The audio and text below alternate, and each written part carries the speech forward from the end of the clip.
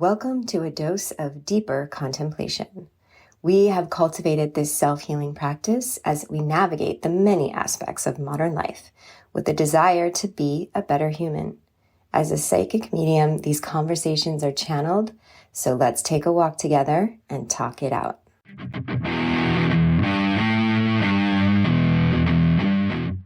What if we normalized crying to the extent that there was like an establishment that you could go to and they would have rooms, crying rooms, and that you could go in there. Maybe it's like a big soft cushy chair.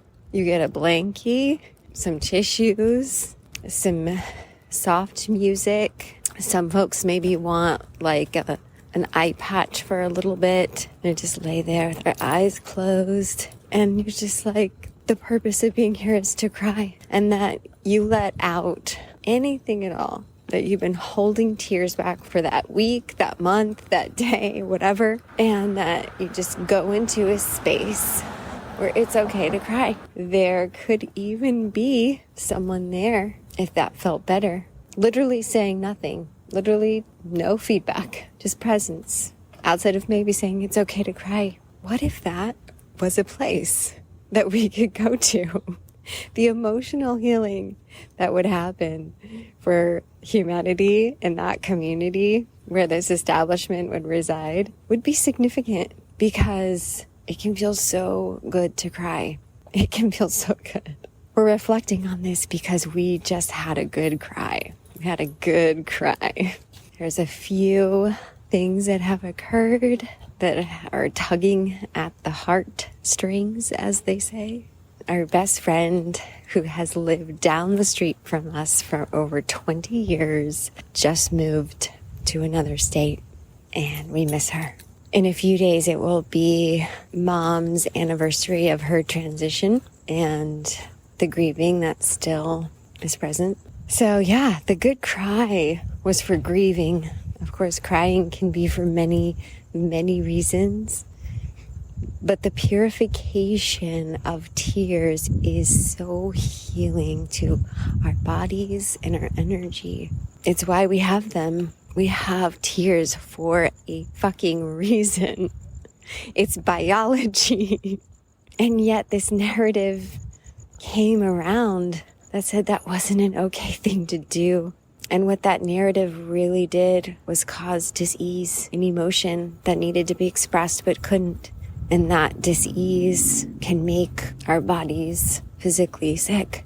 We've trapped in so many tears, held back, when in fact, if there just would have been surrender in that moment, those tears only flow for sometimes not that long, before you start to already feel better. Thinking about it, especially reflecting on the time when Mom was transitioning. And by transitioning, we say this word is our word that feels connected to the experience of Mom dying, as most folks call it. And leading up to this time of her transition and the time after her transition, the crying was nonstop. It was nonstop. Because that separation was really causing quite a bit of emotional pain. The severing of that connection was very painful. So a great amount of emotional pain was being felt.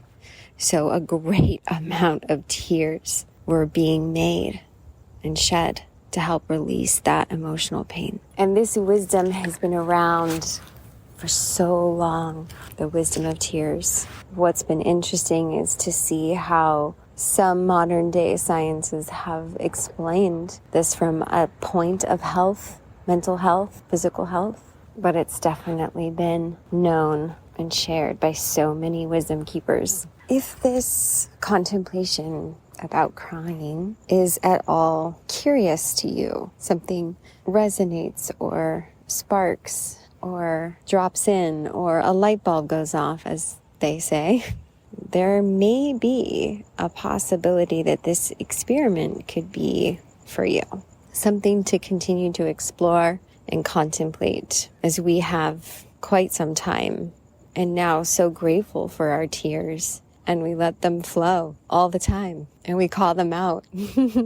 Because sometimes it feels like an inopportune time to cry, like at work, as that's a very common understanding.